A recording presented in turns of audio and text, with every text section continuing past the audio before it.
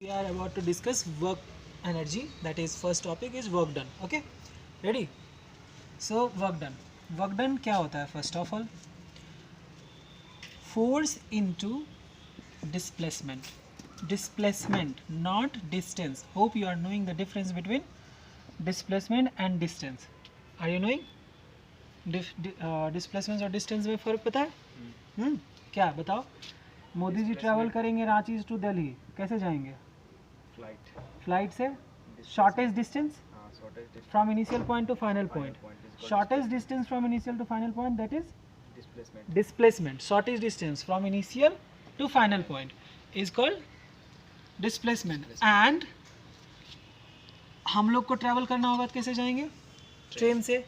ठीक है, तो that is the actual path covered by an object, that is known as distance. So hope you got the differentiation between displacement and distance. So work done. Suppose this is Vishal standing on the platform by holding 100 kg on his head. Okay. और ये विशाल यहाँ से यहाँ तक 10 metre अभी move नहीं किया. वो कब मूव करेगा?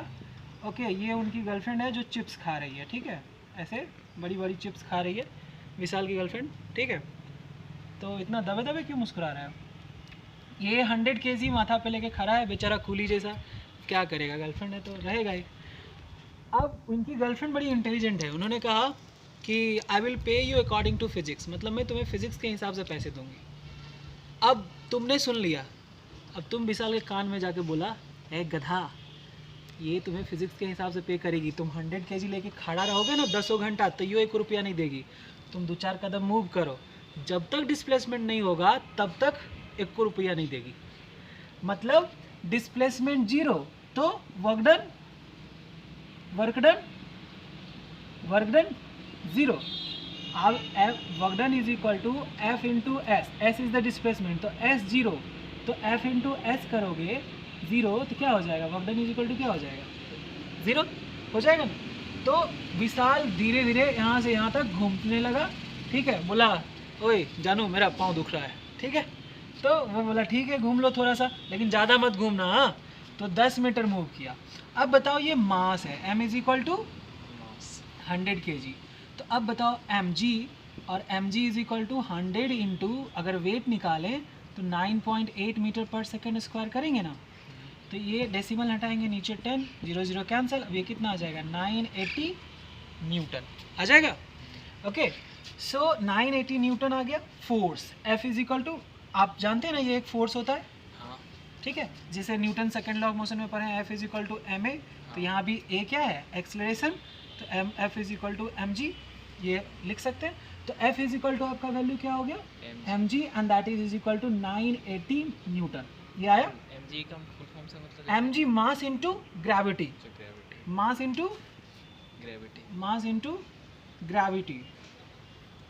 ठीक है, अब देखिए कि F आ गया और M आपको क्या दिया? डिस्टेंस कितना, डिस्प्लेसमेंट कितना मूव किया? Displacement 10 metre. 10 मीटर यहाँ लिख दीजिए. अब हम जानते हैं कि work done is equal to formula क्या होता है? F into S. तो यहाँ पे लिख दीजिए 980 newton multiplied by 10 metre. Correct. अब एक 0 और यहाँ पे दे दीजिए 900. ये हो जाएगा वर्क डन का यूनिट. कल बताया थे, Joule. Correct. Joule was the scientist who discovered this concept. So उनके with the honour, giving honour to him. So इनकी गर्लफ्रेंड जितना तेज थी, वो अच्छा हुआ प्रिंस ने बचा दिया आपको. अब कुछ पैसे मिलेंगे आपको. वो बोल, अगर बताइए कि वो बोली कि अगर 1 घंटे तुम रखोगे, ठीक है, तो जितना भी वर्क डन टोटल होगा उसको 10 से डिवाइड करके हम तुम्हें पैसे देंगे. अब बताओ विशाल की वो तुमको कितने रुपीस देगी? 9,800. हाँ, 9,800. अगर इसको 10 से डिवाइड कर दें तो कितना देगी? 980 रुपया. बुद्धू बना गई. हाँ, चलो अब समझ में आया.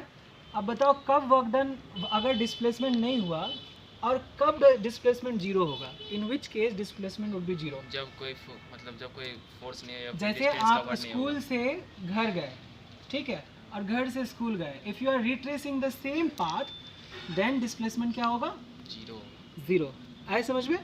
सो अगर सेम पाथ रिट्रेस करते हैं तो डिस्प्लेसमेंट जीरो हो सकता है, लेकिन अगर मान लीजिए 10 मीटर है आपका स्कूल से घर, ठीक है, और फिर घर से स्कूल, तो टोटल डिस्टेंस कितना हो जाएगा? 20 मीटर। 20 मीटर। तो एक्चुअल डिस्टेंस क्या होगा? Total 20 metre. So distance can be zero, displacement can be zero. Correct? समझ में आया? सर एक क्वेश्चन चलो, गर्लफ्रेंड की जय हो, विशाल की गर्लफ्रेंड की जय हो। ओके।